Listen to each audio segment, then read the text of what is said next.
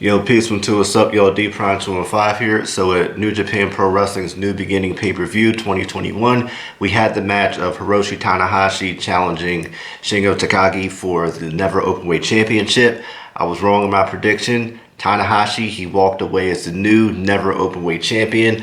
But the thing I was right about was that this match was absolutely amazing. If you saw my prediction video, you know that this match was the one I look forward to the most out of the whole New Beginning tour pay-per-view situation, if you will.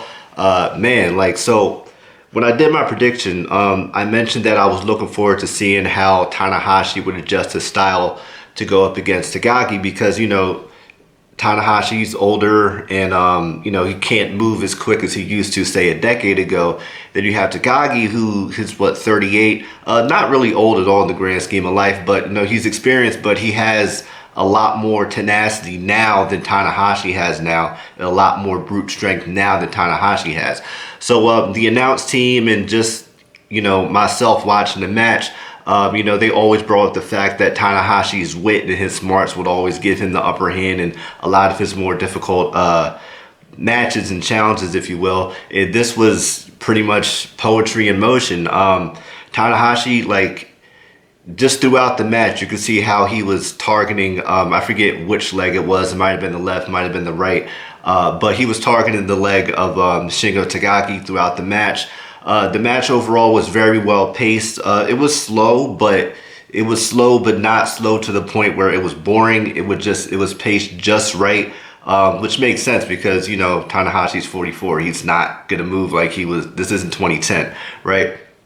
But even though it wasn't 2010, he had he was doing some things that reminded me of that era of the borderline heel Tanahashi, where he would kind of target limbs and do things that were a little bit kind of on the heel side, but he's not really a heel. This match, he wasn't going for the typical showman type stuff that he does so much. One thing I saw that was a bit telling was it was towards the beginning of the match. Tanahashi had Takagi in the corner or on the ropes, and he took a swing at him. Tanahashi normally doesn't do that. If the referee needs to break up, the wrestlers being, tangled up or whatever, Tanahashi normally steps back. But instead, Tanahashi took a swing, so I was like, all right, that kind of brought back that 2010, 2014 Tanahashi, if you will. A few spots off the top of my head, these may or may not be in chronological order. I love the exchange where Tanahashi and Takagi, they were going back and forth. I think Tanahashi went for a dragon screw, didn't quite work out. And Takagi, he went for a sliding lariat and missed. That was a good exchange there. Tanahashi targeting the leg of Takagi, doing, the dragon screws from outside the ring to inside the ring multiple times when Takagi was on the ground, and even one dragon screw that I thought was a bit extreme. Takagi was facing away. He was on the top rope, or second rope rather, if you will, and Tanahashi grabbed his leg from behind and did the dragon screw. I'm like, yo, relax, Duke. It's not that serious. But again, it was a great move there. Takagi, he still went hard, man. He got a couple of those really powerful clotheslines in there. He even hit a few dragon screws of his own on Tanahashi, and he hit listen, when this happened, I thought the match was over. I know Tanahashi was booked to win, but when I saw how he did this move, I thought that should have been it. Takagi, he hit the Made in Japan on Tanahashi, but the way he hit the move, Tanahashi actually landed directly on his head. It looked very, very brutal. Tanahashi kicked out at 2, but that was very, I was worried for a second because, normally when they take the move, the Made in Japan, they tuck their head all the way, but Tanahashi couldn't tuck his head all the way. So good thing Takagi kind of had his leg out because that was very, very scary right there. Tanahashi hit his high fly flow a few times, one to the outside.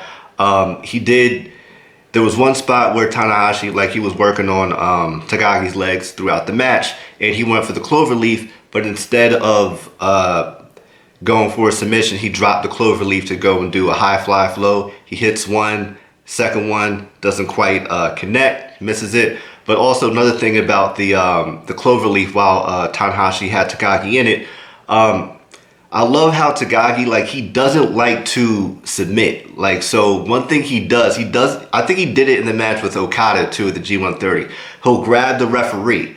Because first off, Tanahashi's cloverleaf just looks so ridiculous because, like, it's not clean. It's like rugged in a way that's so gritty. I love how he does it. So Takagi is like pulling on the ref. He's pushing him away. Like, he's doing anything to not tap out. So I thought that was really good there. The finishing sequence was pretty interesting. So Tanahashi, he went for the high fly flow crossbody version, hits that. Takagi doesn't stay down. He gets up, not all the way. He's kind of in the ropes. Tanahashi comes up behind him, dragon suplex, 1-2. Then he goes up to the top and hits a high fly flow for the win. So all in all, man, you know, as you could tell, I was very excited about this match. It delivered everything that I expected it to, which is always great when you have a match you want to see and it lives up to the expectations, because I'm sure all of us wrestling fans have been disappointed in certain matches over the years, right? But this was really good all in all. So Tanahashi versus Takagi, my favorite match thus far, and probably will be my favorite match. I don't think Tanada and Ibushi are going to top it. So what do you guys think of this match? Were you excited? Did you enjoy the match as I did? Did you think they could have done better? Do you think Takagi should have won? Or are you surprised Tanahashi won? This makes Tanahashi a New Japan Grand Slam champion, I guess. Like, he's won just about every belt, with the exception of the United States Championship, which I'm sure he'll get at some point. And he was the under 30 champion too, back in like 05, whatever. I didn't forget that neither. But yeah, so once again, your man D-Prime215 here. Make sure you like, comment, share, and subscribe to yours truly, D-Prime215. And I'll see y'all next time, man. This match was awesome. And till next time, peace, salute.